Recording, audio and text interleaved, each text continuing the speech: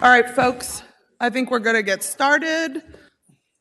I want to call the meeting to order. It's 1 p.m. We're going to go around and just do some introductions. This is the first time that we are meeting. My name's Stella Pekarsky.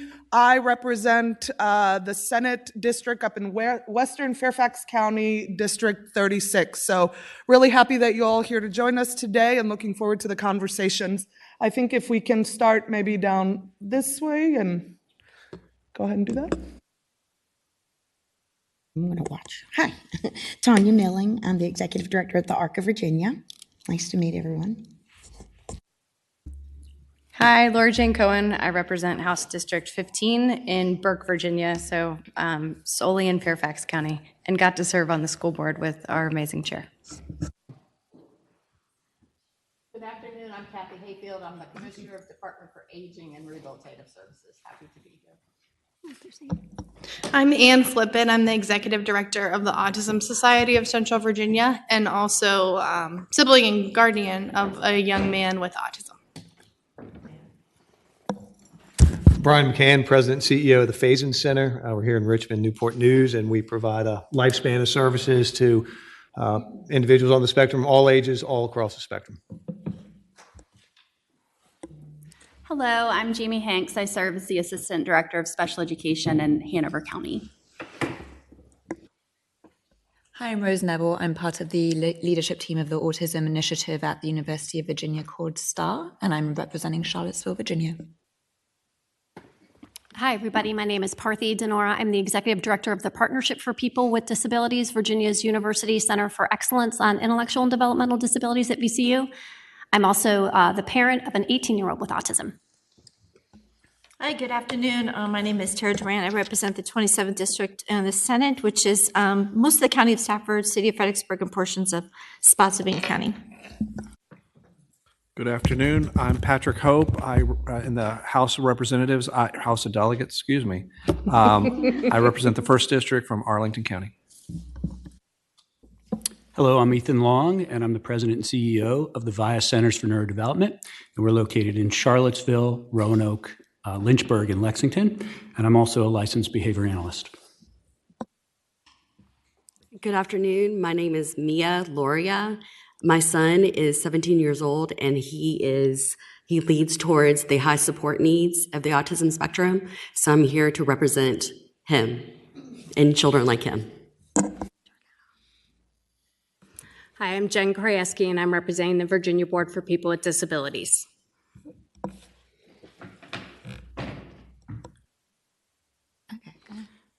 My name is Connor Cummings, and I am proud to be autistic. I advocate with my mom on the state and national level for disability issues.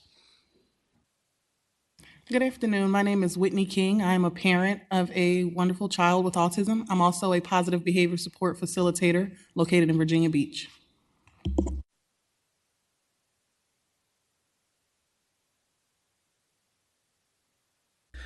Thank you, everyone. I appreciate you being here. And if we could have our staff also introduce themselves. Thank you, Madam Chair. I'm Julia Bergamini, and I'm with the Division of Legislative Services. Thank you, Madam Chair. My name is Hannah Yates, and I'm also with the Division of Legislative Services. Madam Chair, my name is Lindley Starzer, and I'm with Senate Committee Operations.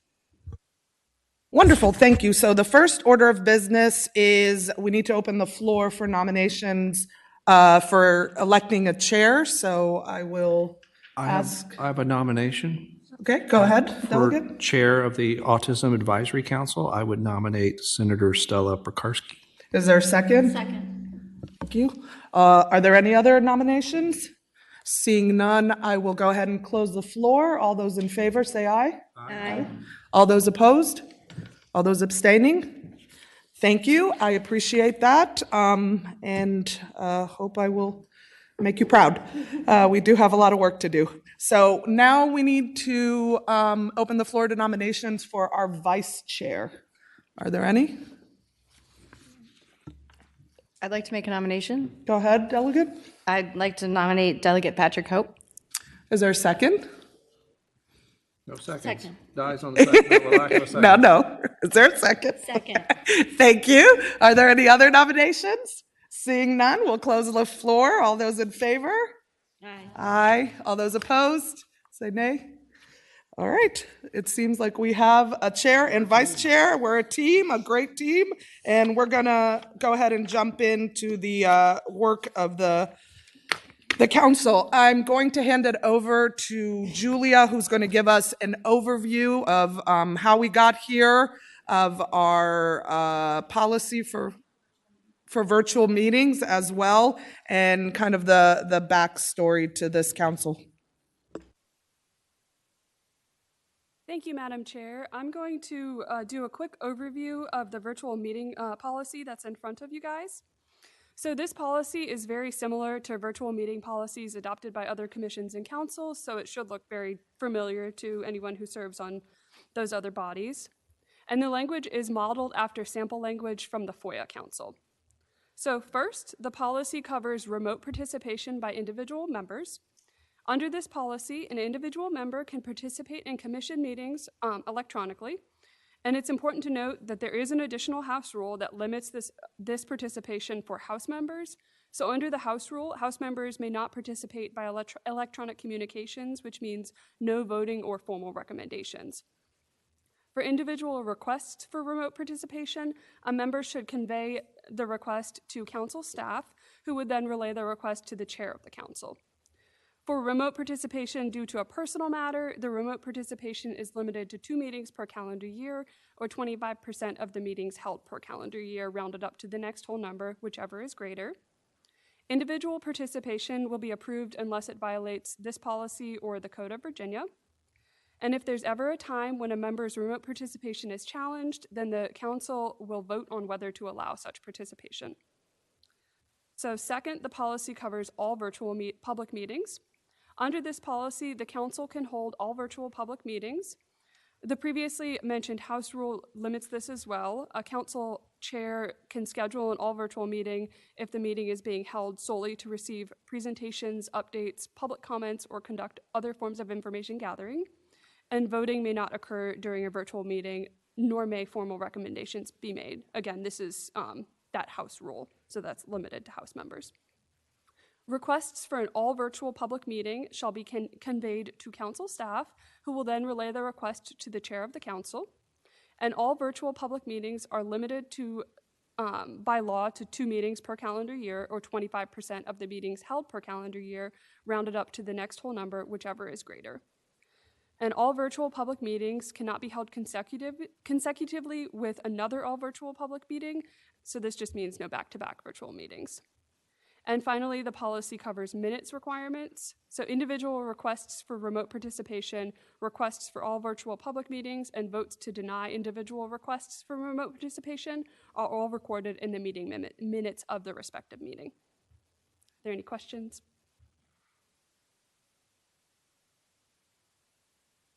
You have a question? No. Okay. Adopted. Yes. Motion to adopt? Move to adopt the electronic meeting participation and all virtual meetings policy. Is there a second? Second. The motion has been seconded. All those in favor, say aye. Aye. Aye. Aye. Okay, that's unanimous. I think now we can move on to the bill establishing, or reestablishing rather, the council.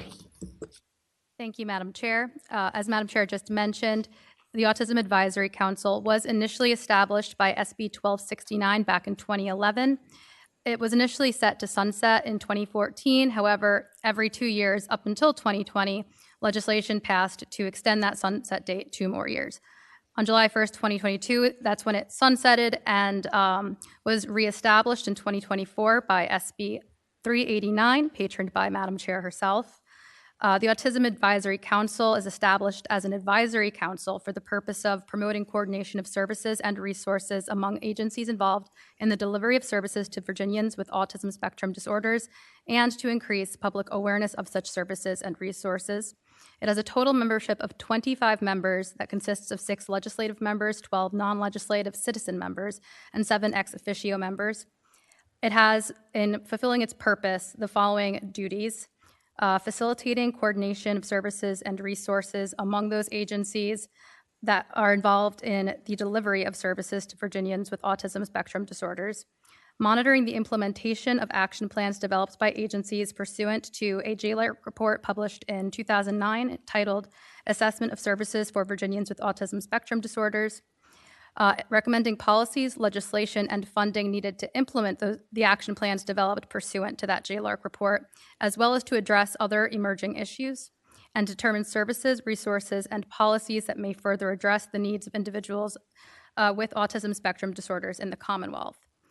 SB 389 requires the Council to submit by December 1st of each year to the Governor and the General Assembly a report on including progress updates and recommended next steps to be taken by those agencies in the following year.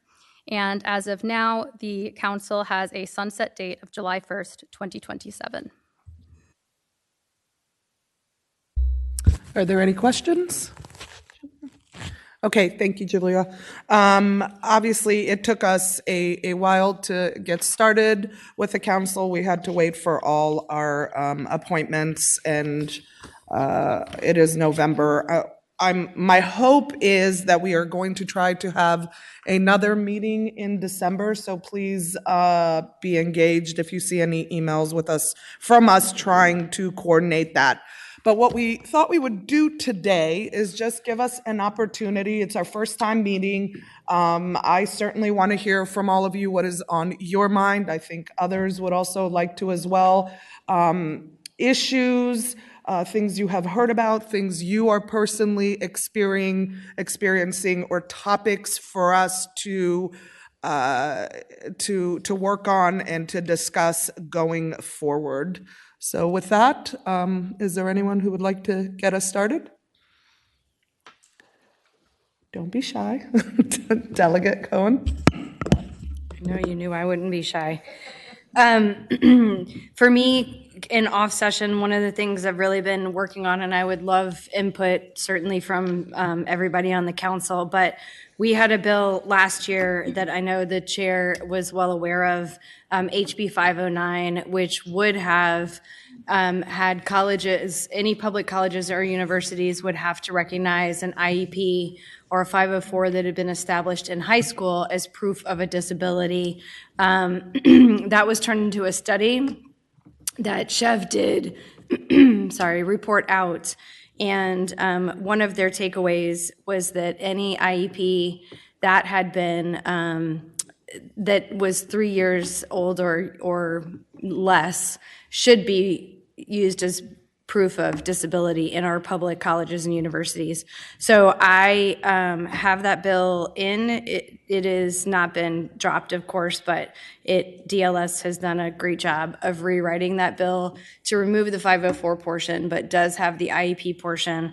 And so we've been working through with some of the colleges and universities who particularly spoke out in not wanting to have this bill go forward. So we've been trying to work with those schools in the off session to try to see what their concerns are and see if there's other ways that maybe we can get at addressing some of those concerns. A big one is the transition IEP piece, which I know, personally with a now adult with autism, I keep trying to remember that at 19 that I need to call them an adult, but to me, still my kiddo, of going through that process. And so for us, this bill was a result of they're now a senior at VCU. When they walked in, big congratulations to you at VCU.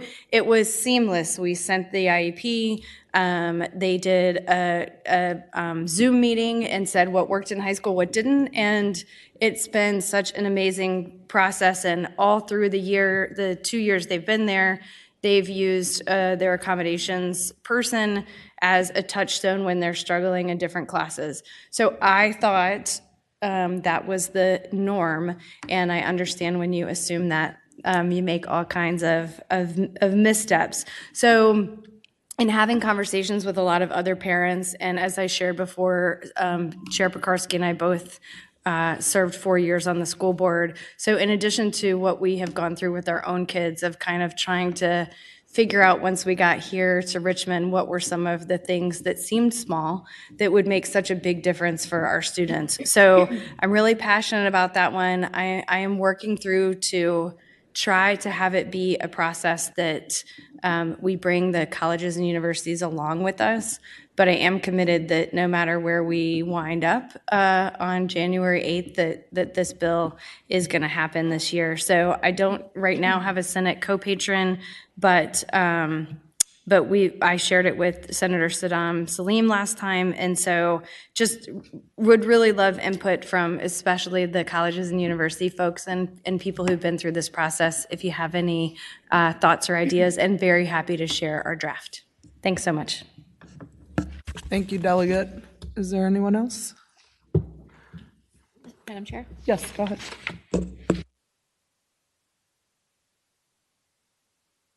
Oh, we'll get there. I saw that too. So thank you very much, Madam Chair. Thank you so much, Delegate Cohen. I would love to talk to you some more about that. I've been working with a family that's actually not a constituent, but has a student at a Virginia university right now and kind of going through this, where this is not being recognized as a disability and has proved to provide some major challenges. So love to get with you offline on that one and see what we can do for that one. Madam Chair, there are a couple of things you and I have talked about offline. I don't know if you want to do at this time, where some things I brought over from the Behavioral Health Commission, and also one that I have thought might be a really good start for this commission. So I'll go ahead and I think if there are no other comments on the delegate's bill, thoughts, comments, questions, seeing none, go ahead. Okay, all right, super. So the Behavioral Health Commission, there's a lot that I think that we have been working on. I've been on it since I was in the House, that might make sense for this commission to take a look at. And I think we've talked about this before too, is building that continuum of care, which is and applying for Medicare waiver to build and fund a continuum of care with the intent of increasing access to services for those with a primary or solo diagnosis relating to a neurocognitive disability such as autism, or a neurodevelopmental disability. The continuum of care should cover community-based services as well as crisis intervention services. Inpatient and residential neurodevelopmental treatment should also be a part of this plan. So that's one of them. And I can certainly submit this in writing as well. Second would be custodial interrogation.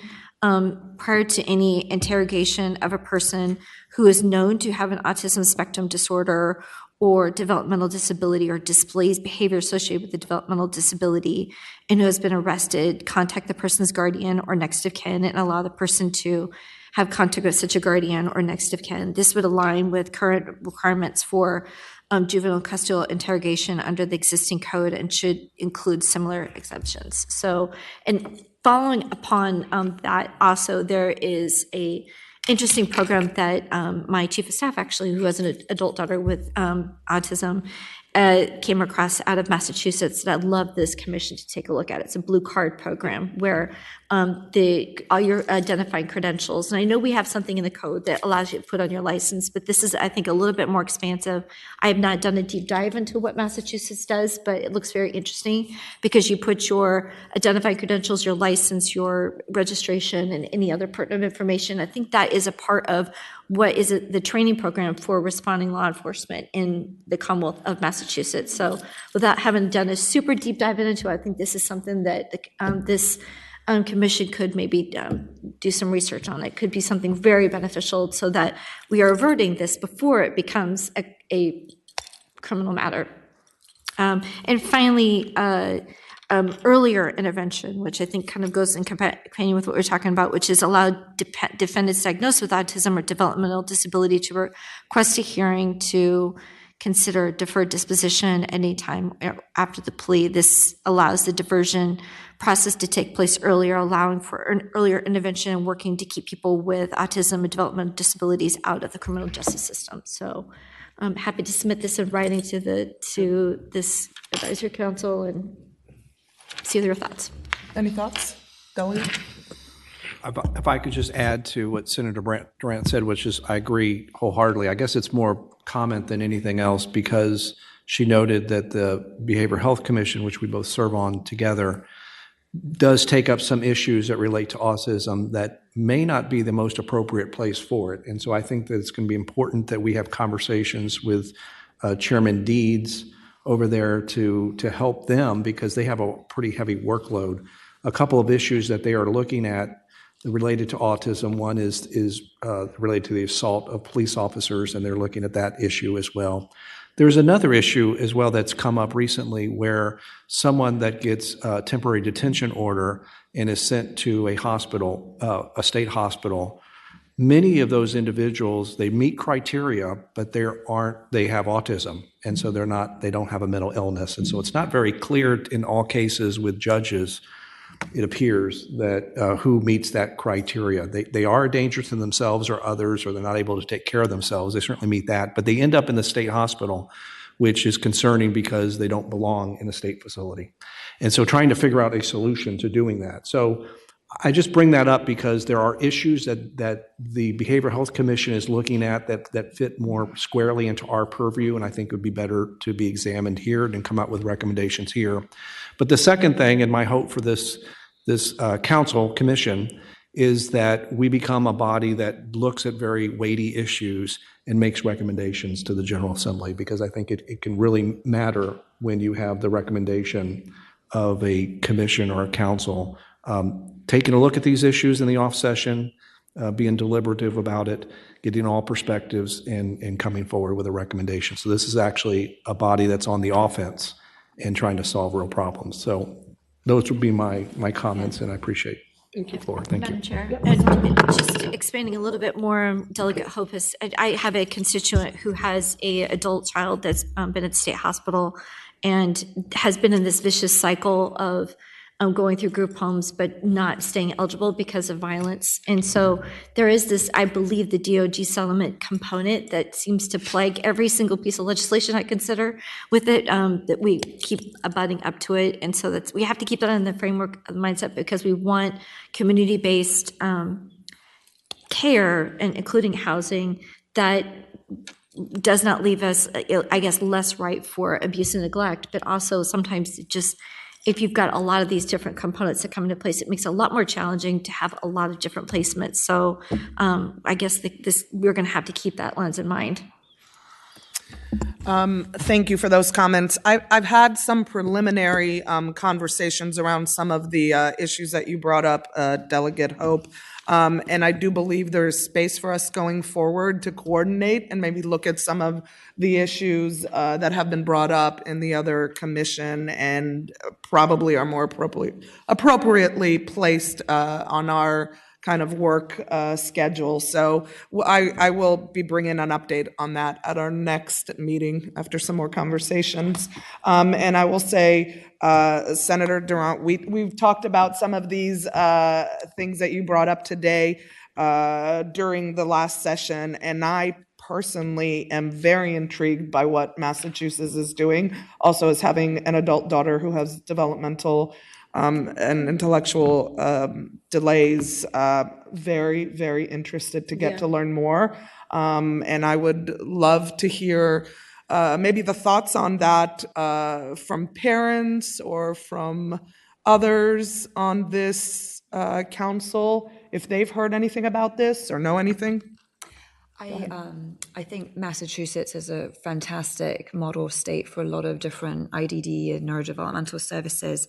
We do in Virginia currently have a law that allows a designation of IDD or autism on the back of state IDs. The limitation of that is that many, particularly autistic adults, do not want that self-identification for themselves. So I think because they are afraid of the stigma that comes along with it. And so I think such advocacy in this area would be really well complemented by additional education for community members and families about the advantage of this self-identification and supports that law enforcement in particular could put in place to help mitigate some of those concerns that they have, particularly around that piece. I also think that we could bolster some of these efforts that mirror what the Behavioral Health Commission is talking about by increasing coordination across regions. In services, there are opportunities now for households to self-identify and register as having someone with autism living at their address, which significantly improves the quality of emergency response that can be provided. But there's inconsistent implementation of that across counties and different regions of our state. So a coordinated effort, I think, would be a really helpful way to further some of the points that you made. Thank you. Hi, I just wanted to echo kind of the involvement of adults with autism in this process. I think there's a lot of really strong self-advocacy groups, and I think they can carry the message better than anybody else. So I think, just really trying to engage with these people to encourage them to see the benefits and then work with them to communicate that to others in a pretty formal way would be wonderful. Follow up on that. I think that's exactly right. And I think this council will clearly keep in mind the entire spectrum of those who can't speak and can't speak for themselves, who are nonverbal. And we have to keep that in mind as well in everything that we do. Thank you. I appreciate that. Over on this side, anyone want to comment? Okay. Go ahead. There we go. Echoing that as a self-advocate and someone with autistic adult sisters, also very interested from an intersectional perspective. So I appreciate the discussion around coordinated efforts because I know research is still ongoing around the spectrum itself, but considering those different identities of maybe being a woman or female identifying, being a person of color, other overlapping mental health considerations is something I'm deeply passionate about. Because I always say, there's only certain things people can tell about me by looking at me, and there's a lot more that they can't tell by looking at me. So I appreciate the identification and kind of those covers and supports from the Commonwealth. So that's definitely a piece that I'm very passionate about, being the big sister, but also kind of living that experience as a self-advocate day to day. Thank you. So we will definitely put these down. I hear there is some interest around having some further conversations. Go ahead, Senator Dorn. Madam Chair, thank you. I think it's important to note moving forward with you, we have this coordinated research, what law enforcement, and then also, of course, our specialty dockets, the behavioral health dockets, how they are tied into this component in the training. There is, I don't know if any of my colleagues have visited any of the training. I think there's 11 training facilities in the Commonwealth right now, and they're strained for resources. And we want the best outcomes when you have these kind of stops, so that the latest and best practices are implemented. So I think that is going to be a component into moving forward with this, is that DCJS needs to be brought into the fold as we move forward, and how they can weigh in and what their bandwidth is as well. And also any type of coordination with our behavioral health dockets also. So thank you, Madam Chair. Yeah, thank you, Senator Durant. I agree. I think we're going to have to build some base knowledge around some of these issues going forward. So that's definitely on my radar, perhaps even for the next, my hope is for the next meeting in December, we can maybe bring in some folks to kind of give us a baseline of what is happening. And I see a hand down there. Go ahead. Yeah, I was just going to agree. I sit on a lot of these things, right? And I think all of us worry that HB 888 and Marcus Alert and this, and that there's a lot of crosswork with some of the legislation. So I think it will be really important to bring that together. And on the other subject, I will say I completely agree on the identification. Not many people know about it. So the awareness needs to be there. And I wonder, when we look at Massachusetts and other states, if there are any of those kind of code options for people who worry that they don't, I don't know what code so-and-so means when cops say it. Right. So are there different colors, codes, things that could be utilized to satisfy some of the concerns that people have? Thank you. Yeah, I agree. I mean, I think the public awareness is a big piece of this. I personally did not know this, and I know a lot, I think, just as a parent advocate. And that had never come up in any of the conversations, any of the services, any of the spaces that I've been with my daughter. And then the comment that was made about how some folks may not want that designation. I definitely think that would be one of those conversations with my daughter as well. So I think those are spaces for us to maybe have an impact and do some work around. Are there any other topics that have been on the mind of folks or anything you'd like to share? Go ahead. Yeah, I'd like to, I mean, there's way more topics than, right? So I think one thing, though, that I think is really important, and it's sort of, Brian brought this up, and I want to echo that. I think when we talk about autism, I think we have to remember, in this group in particular, whatever the topic is, that there is a subgroup of folks that have high support needs, and we don't want to leave them out of the conversation.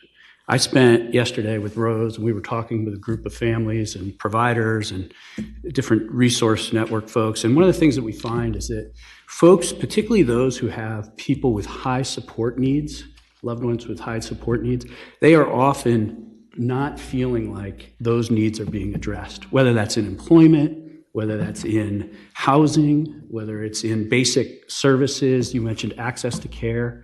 And they're feeling really left behind in Virginia, and certainly in the communities, the 4 communities where we're located and providing services, we're seeing that. And so this idea of, profound autism, as the Lancet and the researchers have defined it, this idea of, we just need to be, I think, very cautious here that because autism is such a wide spectrum, right, and the needs. And so I think it's really important and critical that whatever the issue is, we're looking to see, folks with high support needs, maybe medium support needs and low support needs, and we look at all those issues. So it's a big pool to jump into with, whether it's employment, whether it's rates for services, whether it's transportation, where do you want to go? We can go there. But I just think that part of what we can do is we can really help speak for those that can't speak for themselves in Virginia, and that in particular, some of those folks with the higher support needs. Thank you. I think that's a good reminder. And I also hope that going forward, and certainly today, that maybe we can invite those families to come out and share those experiences during public comment. I personally find that very useful. Unless you're living it, it's sometimes hard to come up with solutions as to the problems you think exist, but you may, not always hit it on the head. So I appreciate that. And I think that brings us to a good point. I mean, this is a vast array of topics, issues we could, discuss, and we wouldn't have enough time or space or ability to fix it all. So that's also a good reminder, I think, going forward in December as we are looking at some of the issues that were brought up, and we come together and decide what is it that we can kind of bite off this year for us to really feel like we've done some work to kind of move the ball forward. So for anyone, go ahead, Delegate Cohen. Yeah, I think that is great. And I wonder, in our first year in talking about, coordinating with Behavioral Health Commission, also with our Disability Council, Advisory Council, because you think of and I know that Connor has spoken very eloquently about voting and guardianship, right? Like we have some issues that and I think that's the difficult piece. Does it impact our community in a way that is disproportionate to some of the larger committees that we have? And so I agree with you as how do we maybe have the opportunity maybe in this first year to coordinate with these other commissions, because there's no way that they can take on everything that they've taken on. So are there bits and pieces where we say, our community really is disproportionately impacted by guardianship or, X, Y, or Z, and maybe, you're definitely the right person to coordinate with those other chairs and see where we are. But I know Patrick's on a bunch of them. We have all of us, kind of intersections of what we're on. So maybe we can be helpful to you too, to just say, here's the docket that, behavioral health has taken on, and here's what Disability Commission has taken on, and what are the pieces that we can kind of collectively as a community identify that we can maybe be more helpful to those committees. I don't know, just a thought. Yeah, and I would also add, I know Delegate Coiner is now on the Behavioral Health Commission and has brought over from the Housing Commission, so I feel like we're always crossing paths with each other, and that would be a huge component, I think, with this one as well, so absolutely. Yeah, no, I agree. And if anything comes up, if for those who are serving on some of these other commissions, you want to share with writing, in writing, kind of in the next month, I think we can definitely kind of compile those and bring them back in December and I will definitely, I think we can talk to the chairs and leadership of some of these other commissions to see what their thoughts are and share with all of you. Go ahead. Just a quick question. Under the powers, it references this JLARC study in 2009. I just have a couple of questions. One, can we get a copy of that? And two, is it possible to get an update on where they are with implementing whatever plans are in there, since that's a 2009 study, so we can see what exactly hasn't been implemented, and just get an update, since part of our duties are to monitor that and then recommend any emerging issues. If one was sent to me, I apologize, I didn't get it, but that'd be very helpful. Julia? Madam Chair, I did find a copy of the original 2009 report that I can send to the Senate's clerk to have posted on the meeting webpage. Just a reminder that anything shared with all members of the commission also has to be publicly posted at the same time per FOIA rules. I will also try to find, I'm looking right now to try to see if I can find an update on the work that has been done in accordance with that. And if I do find that, I will also include that in the materials posted. Thank you, Julia. And I actually think that is a perfect segue into an issue that has been brought to my attention by folks, and that is really the lack of coordinated data around experiences, services, needs, and a whole array of other outcomes for folks that are living with autism in the Commonwealth. And I think that is probably something that this commission should think about trying to tackle. It's my understanding that there are some federal programs maybe that can help us in gathering some of this information, but I think if we have some data around these issues, we will be able to make better informed and probably more impactful decisions and recommendations to the legislature. So that's just something that I hope will be on your minds, and I'm happy to also, as part of the wrap up from this meeting, send out some of what has been shared with me for you to read and kind of opine on for our next meeting. So are there any other issues, questions, thoughts? Okay. Oh, go ahead. Yeah. An issue that's been on our mind a lot in talking to our families, and particularly as Brian and Ethan and others said, our families with kids with autism who are minors, who have very high support needs, and in fact are categorized as extraordinary care. There's a lot of work around making sure that parents, when that's in the best interest of the child, which is often, are recognized as such. And then I really think if there's posturing and modeling even by a group like this, that we change that conversation to valuing what those parents are doing.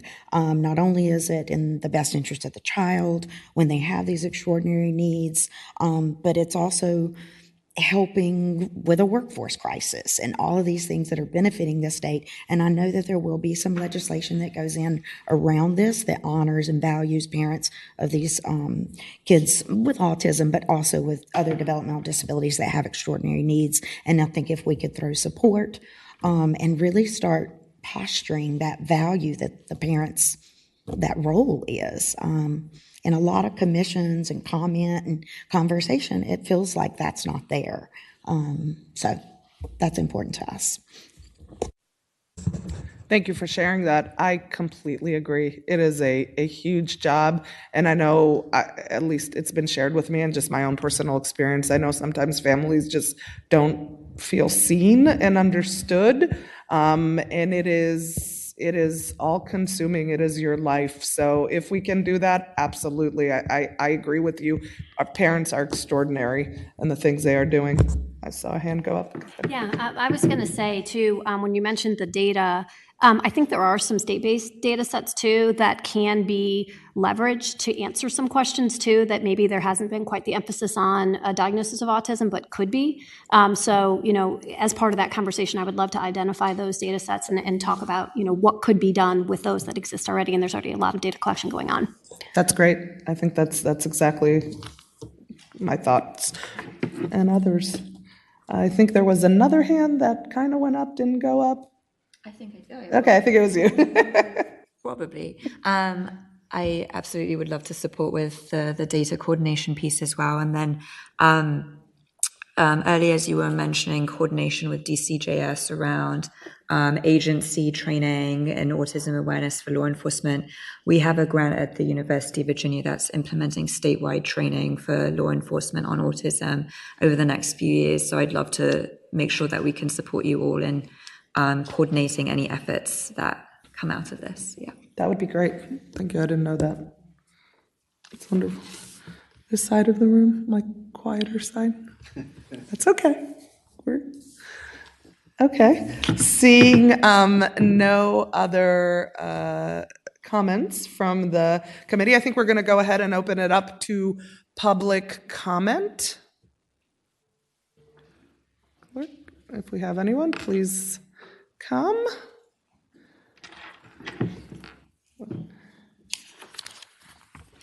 Good afternoon. I think I know half of you at least. My name is Brian Kelmar. I'm the president of Decriminalized Developmental Disabilities. I work with parents here in Virginia and unfortunately all over the United States who get caught up in the criminal justice system. And a lot of times it is a result of crisis, whether it's small children getting caught up because they act out in school and they call the SRO and they get handcuffed at 6 and 10 and 12 years old, which you've seen in the news recently, or whether there are older situations where parents have a breakdown when they call 911. And by the way, I think Rose will point out to you, a lot of parents and people with autism are afraid to call 911 or 988 because the result is typically they're getting caught up in the law enforcement. Yeah. And I think this group is here to help support our community. I'm also, to mention, a father of an autistic son. But unfortunately, the way things are written now, they typically end up in jail. When we call 988, we don't have places to take them to. We take them to the state hospital, or we say they have comorbid mental health and autism. I have heart disease, but it has nothing to do with my feet. They're two separate things. And just because you have mental health doesn't mean your autism or one's causing the other. A lot of times with autism, it's because they're triggered by a light, a sound, overwhelming, or something that's triggering. And once that trigger is taken away, it's de-escalated and it's over. Unfortunately, the way our system goes, they'll end up in mental hospital. They'll have to be, quote, go through therapy and all this other things, when typically it's just more than about 20 minutes later, the kid's fine. And a lot of times, as we heard in the commissions, is that they end up in the jails because they call for help and nobody's around or nobody's there at 6 o'clock in the evening on a Saturday night, and they end up in jail, and now they have charges against them. Once they go into the prison system or jail system, you have just devastated a person's life with autism forever, and you have not reversed it. You have just made our lives of family members and the individual just beyond belief, and I know that from personal experience, and I still feel it today. I hope this group takes a look at that, and one of the big things that I think we need to look at is keeping them out of the prison system. That's why we're called Decriminalized Developmental Disabilities. I've heard the commissions of a couple of policies and things that are coming on, and they sound all great, but I still get, and most of you that know me, I still get calls every single day, usually 2 or 3 times a day, from a parent is, my son has been arrested. And I hear the same story over and over. So whatever we're doing is not working because I'm still getting those calls. So I'd like to hope that we look at steps that we can get them out of the criminal justice system along the way. I have recently proposed legislation, which I've shared with some delegates and senators recently that I've actually worked out already with the Legislative Policy Committee, Charles, and I've worked with lawyers to write that. And that's an intermediate step. And what it does, it takes diversion, which I helped work with SB 133 back in 2020, not to the sentencing phase, and Senator Favola brought that in, is bring that back as early as possible. Because every single day that goes by, that parent is waiting for what is going to happen and when the next shoe is going to drop, the impact financially, mentally, socially, whatever it may be, is just going up by 100-fold every single day. And unfortunately, we've lost 3 kids already to suicide because of those situations. Let's move that up to the beginning of the process so they have the opportunity to get out. I'm looking for a home for that bill, so I hope this committee can consider that. I can share it with y'all, but it's already been written into legislative policy. One of the things you mentioned is Massachusetts. So I do have families in Massachusetts, and I am familiar with what they use, and it is pretty effective. It was actually brought over by a gentleman from, I believe, from Sweden. And what it does early intervention so that when these situations happen, they take them to a home, and they put them in a place where they can de-escalate. There's one right here in town called Q Life. I've actually taken Commonwealth Attorney Shannon Taylor out there. It's in Henrico. And what it does is they take them to, it looks like it's a regular house in a regular neighborhood. What a great place to de-escalate. And they work there with counselors. And there's people there to enforce, but they don't look like enforcers. They're actually in jeans and t-shirts. And they work with the person to de-escalate it. And then they help them get set up. And that's similar to a model that they have in Massachusetts. So I suggest we really look at that. I'm also familiar with Louisiana, which is pretty wild, right? Louisiana has a situation, and this is one of the things I think we need now, is an intermediate, why all these great policies are being done. So that when this situation happens, that you have a call and this person's ending up in jail. I know Heather's given us her personal number, and I can call her. But in Louisiana, they have a number that you can call, and that triggers a lot of response. Who's the CSB? Who's the psychologist? Who's the support? Who are the medical people? Who are the dental people? Who are all these people that need to come in and figure out what the issues and support? And it's like a SWAT team shows up, but it's a SWAT team, not like the real SWAT team, which is showing up now, but a SWAT team of support and help. And we need to have that right now while we figure out all these things, because a lot of the issues that we're looking at here are very complicated and very difficult, and each individual is different. So there's a lot of moving pieces, but you can have a group that can coordinate that on a Friday night or Saturday morning or whatever it is, because that's the times when the issues occur. They don't occur from 9 to 5, Monday through Friday, as much as certain groups like to think they do and that they can support. That's not when it happens. So I hope you consider that and take that as part of this group. And let's keep our kids out of the prison system and decriminalize our disabilities and not put them in there. Thank you.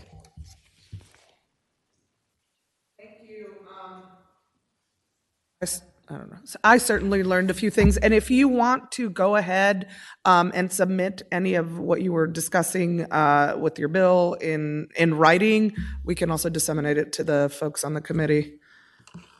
Okay, go ahead.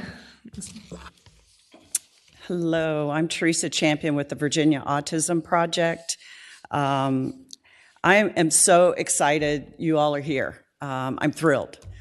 Thank you all so much for committing your time and your effort. This is so important, and I think Delegate Cohen said it exactly right. There are issues that affect all of our lives, but they affect our community much more disproportionately, have a greater impact. And that's what we need to be focusing on. So I have a list, but it's just an overarching list. Brian mentioned someone to call, an ombudsman. because he fields those questions. We field those questions at the Virginia Autism Project. I know Ann fields those questions. Many of you up here do. And we need a place where they can call, and you're right, Heather Norton has given us her cell phone number, and then she'll jump in and intervene. But that isn't the way the process should work. And the process should be, as Senator Favola had given the recommendations from the Behavioral Health Commission, a continuum of care rather than this patchwork that we have. So a central location, they make the phone call, and it's handed off, and the services follow. So Senate Bill 176 and House Bill 888 was supposed to do that. That's what that work group was supposed to do. And I will be very vocal and tell you, they completely dropped the ball for autism. They did some great recommendations for traumatic brain injury and dementia and other groups, but all of that was in the pipeline already. Those work groups had met, they had their recommendations, and this group just pushed it forward. That's great, and I think that those groups will benefit. So ultimately, what they failed to do, which may be what the wonderful thing that's going to come out of this group, the timing of this probably couldn't be any better, is that you all will end up looking at this issue. Where do you go? Where does someone go when they're in crisis? And who helps them? And who do families call? And it can't be a mental health hospital. And JLARC has already told you that repeatedly, and that 2009 JLARC report, you won't find any updates on recommendations on all the things they were supposed, that never happened. That report came out when we started our autism insurance reform, and we were thrilled to see it, but it went into the waste bin somewhere, or the 3-ring binder bookshelf on the wall. So I have also, so I'm thrilled that hopefully it will come to you all, but you need a staff who can do that level of research. And as much work as these individuals put into it, they have a lot of other things to do too. And so we're very grateful for what you all do in support of all of these organizations, but you all need a paid staff to do the level of research that the Behavioral Health Commission staff does. I mean, the things that come out of the Behavioral Health Commission are listened to because they have a very high level of expertise in their staff and their recommendations. So you all need that too. Criminal justice reform, that was one of my topics, but I won't go into it. Brian covered it beautifully. These are vulnerable adults and children that end up in the criminal justice system, and they need to be diverted. So at the point that they enter that system, they need to be diverted away from it, wherever that is. If a school's resource officer calls, or if a parent calls, whoever calls. Social service support. So there's a wonderful group in Charlottesville, Craig, who has been looking at the SIS for many years and has taken great pains to research that and followed every step of the way. The SIS is the supports intensity scale, where everyone who has a Medicaid waiver has to take this SIS, and it happens every 3 to 5 years. Now, I try not to cry in public, but I will tell you I have cried at every single one of those SIS in my home. It is the most traumatic process to go through for families. And you're just looking at it going, it's just a bunch of questions I ask these, No, it is horrible. So my SIS have been up to 3 hours long. I think they've gone longer. I think they cut it off at 3 hours, but I think it's gone as much as 4 or 5. So look at that. And the complex behaviors that are brought by profound autism, which was a term coined by the Lancet recently to describe the level of autism on the spectrum that need these intensive supports.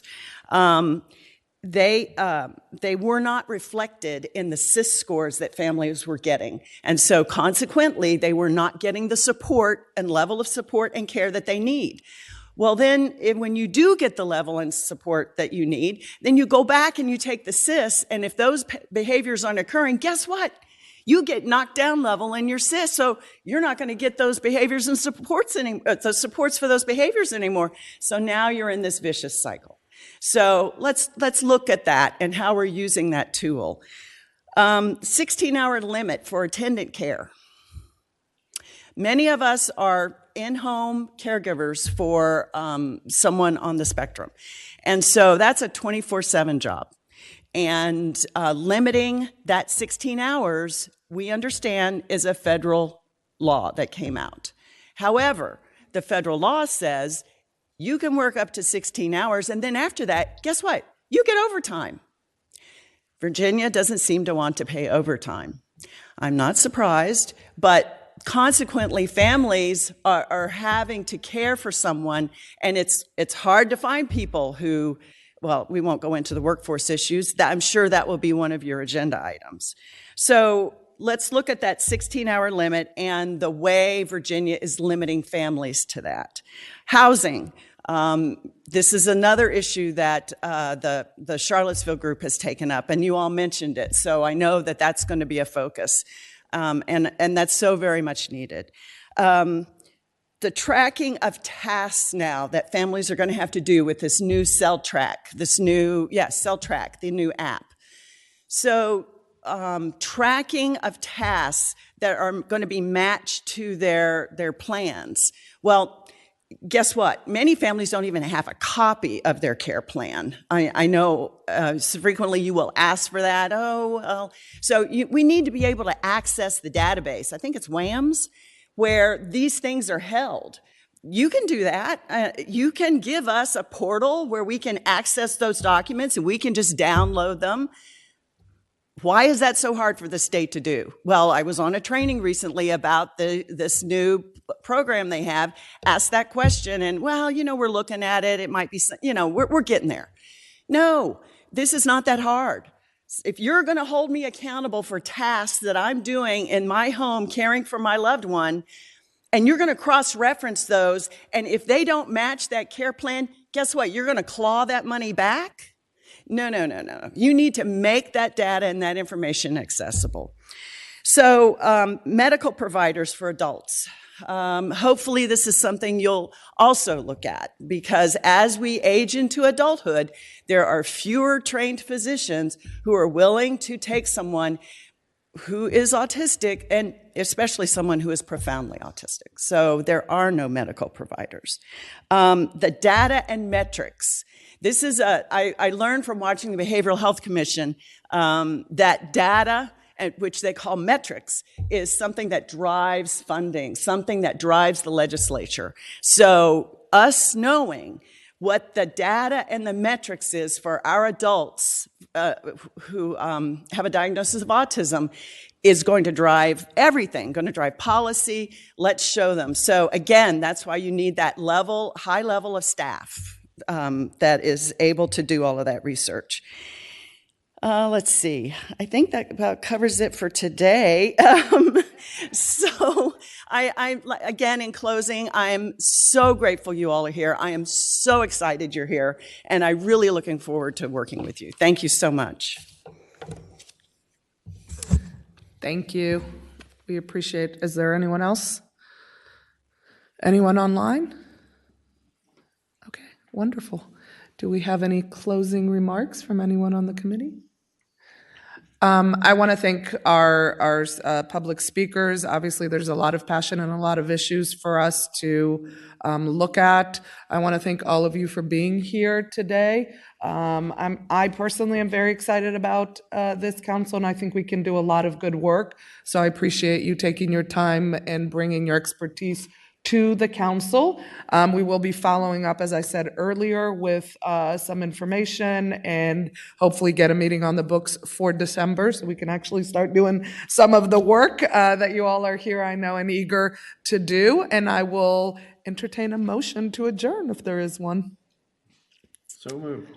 Is there a second? Second. All righty, so be it. All those in favor? Okay, thank you. Senate of Virginia, Richmond, Virginia.